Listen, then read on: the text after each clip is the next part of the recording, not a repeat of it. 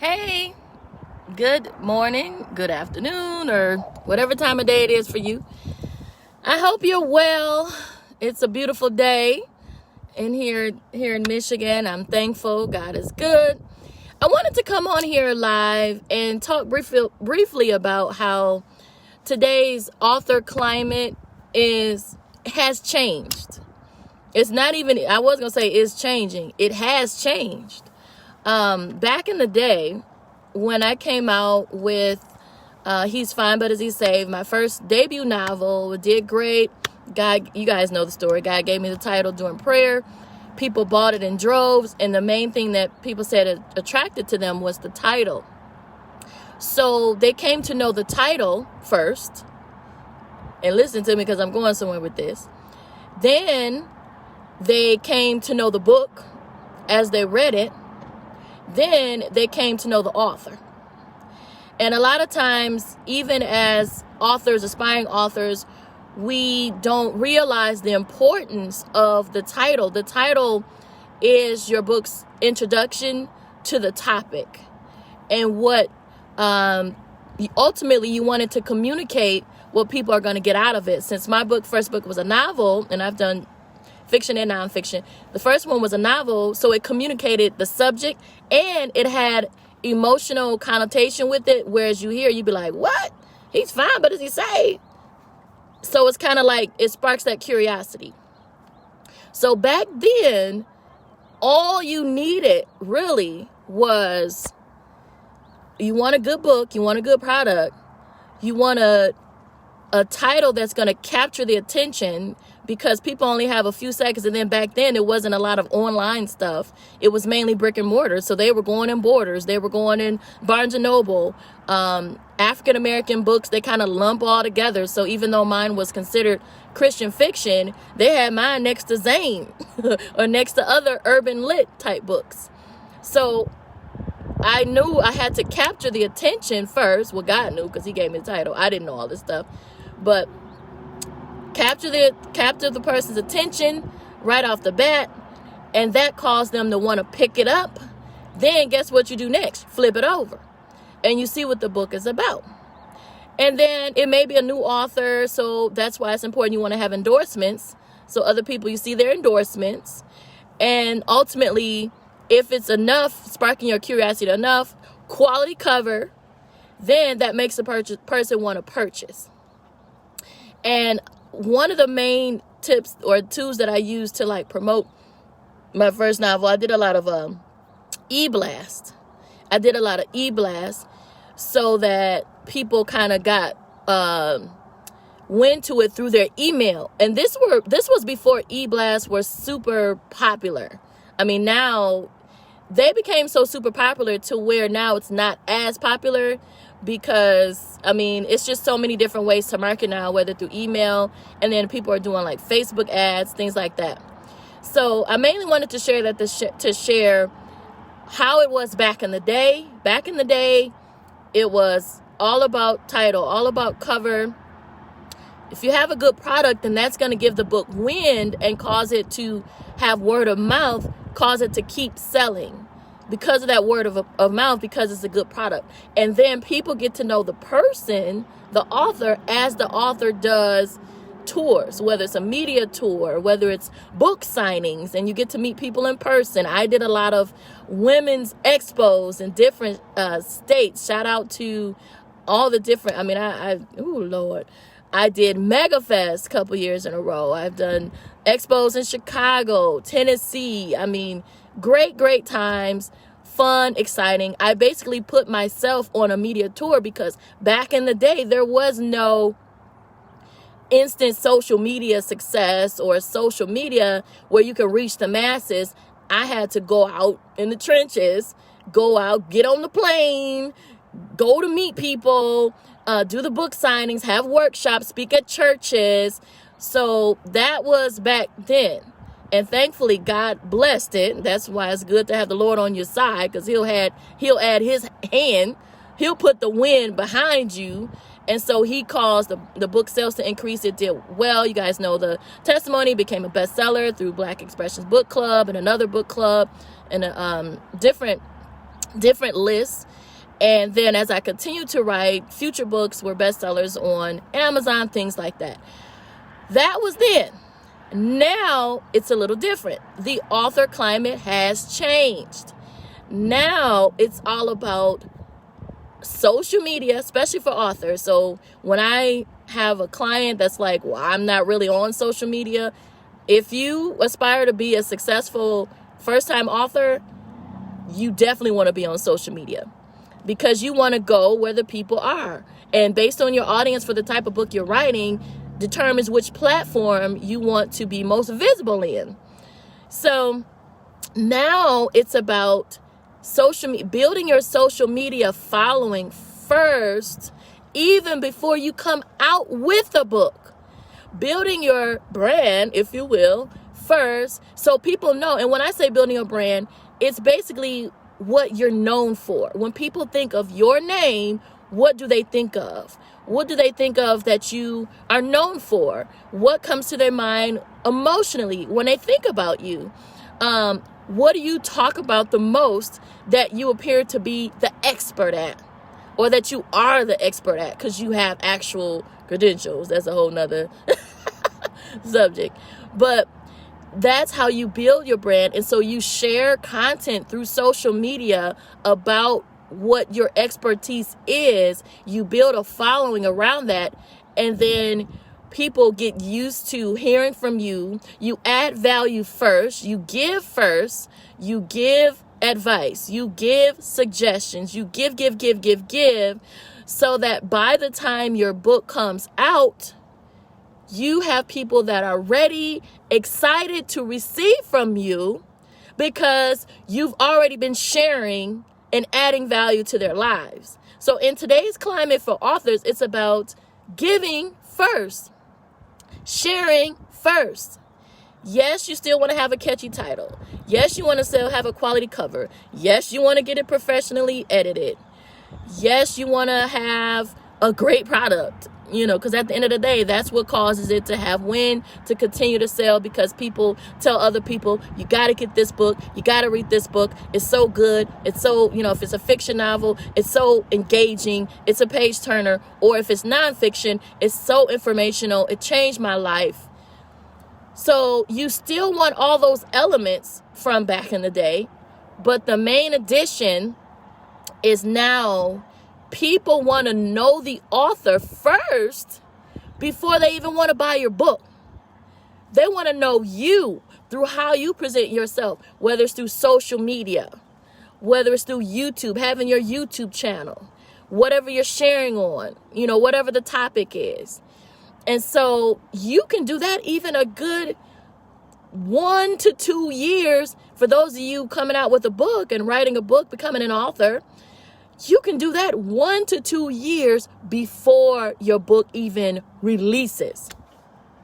So I would suggest you take a year, whether it's this year, whether it's next, let's say you start 2022, and you say for the whole year of 2022, I'm going to focus on sharing content about my expertise before the book comes out. Whether you share through video is a main attractor nowadays. So whether it's through video, whether it's through posts, if you're a great writer, you can share engaging posts. You can start a Facebook group and about whatever your expertise is, and you can build engagement inside your Facebook group. You guys know I have 2 private groups, which I love, near and dear to my heart, because I'm a minister as well as an author. So I look at it as a way I can minister to those in the group. So you build you build your following, you build your audience authentically. No longer do we have to wait for a middleman to validate, to say you're good enough to be an author. You're good enough for us to publish you. That is thrown out the window, because now as an independent author, you can start your own publishing company, build your own brands, share your own content, build your own followers, which ultimately become the main supporters and readers of your book when it comes out. So whether you take a whole year to add value, share content, be a blessing, or whether you take 2 years, however long you take, don't look at it as time wasted. Ooh, that's a word right there.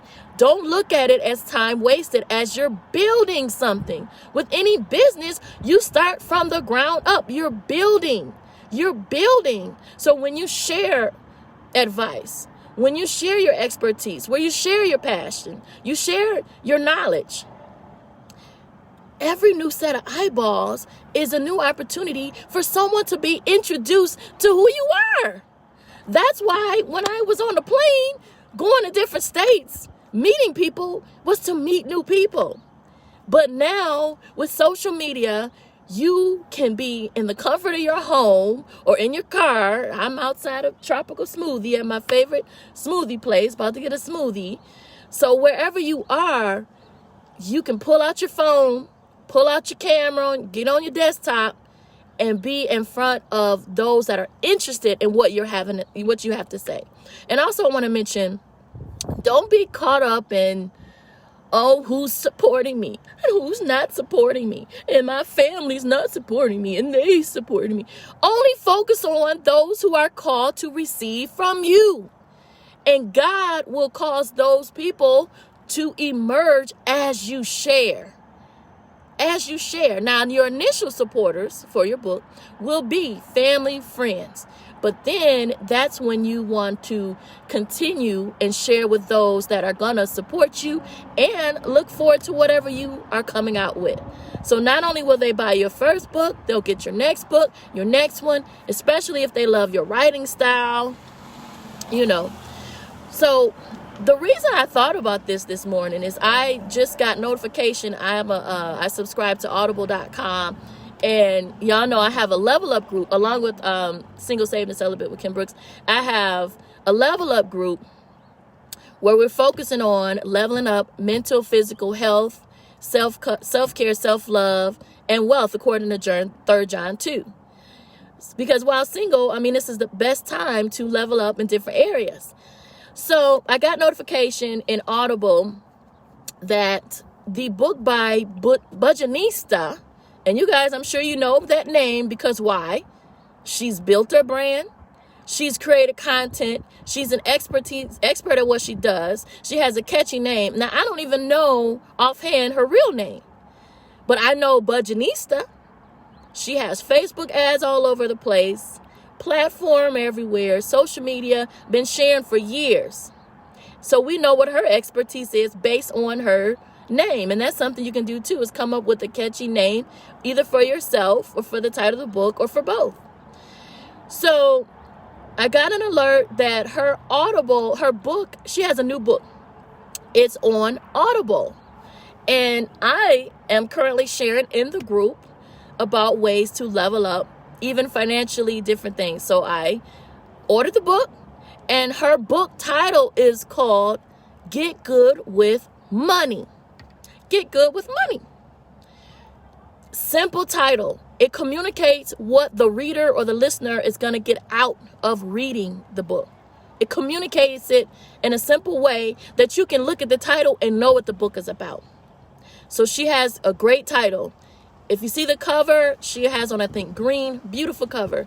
Now, she has herself on the cover because in today's author climate, you're the brand. She does a lot of speaking. She does a lot of presenting. She's the brand, so she's on the cover. So that's fine. Beautiful picture on the cover. And because she's built her brand, built her following, is an expert, now she releases her book. And I know it's going to do well because she's already been loyal to those she serves, because she gives them valuable content and shares information. Now, so I know she's going to sell thousands and thousands and thousands of copies. Hands down, easily. Because she's done all the different things that I was talking about. In today's climate, it's different. It's not just about a book, seeing a book on the shelf, liking the title, flipping it over, liking what it's about, curious, and buying it. It's about buying into the person. It's about buying into the author, seeing the author, hearing their heart. That's why, and I know the last week, and it's still ongoing, we've been talking about, well, the culture has been talking about Derrick Jaxn. And that's why his brand is a disappointment, because the one thing that you can't hide from social media, no matter how hard you try, is authenticity.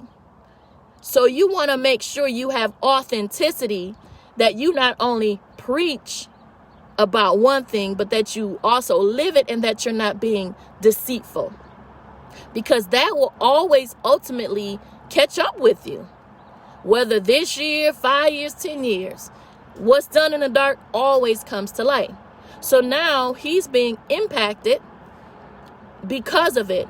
But because of his personality, I believe he's probably one of those people that's like, hey, negative or positive, it's all publicity. But that's another story. So you don't want that. You don't want that.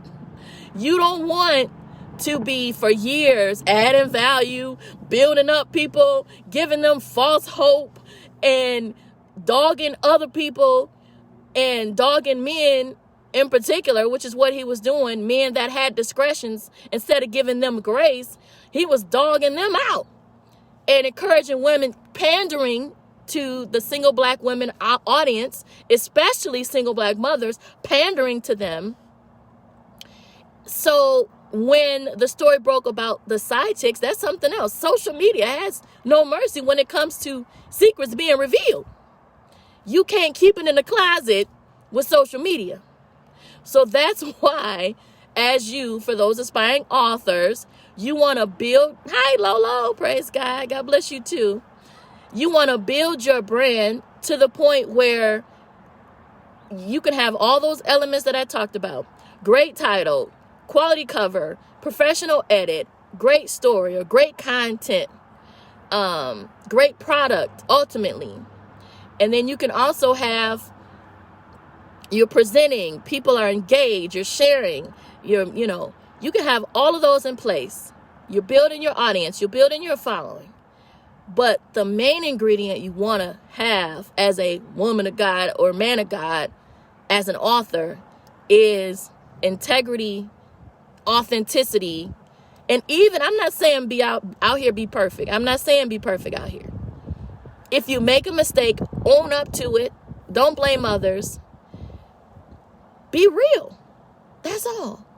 So if you add all those together, then you will have a long career as an author, instead of something that's just, was good then. So then when something happens and you found out, now I got to shift to a whole nother audience that's going to be more forgiving while not taking accountability for your own actions and discretions.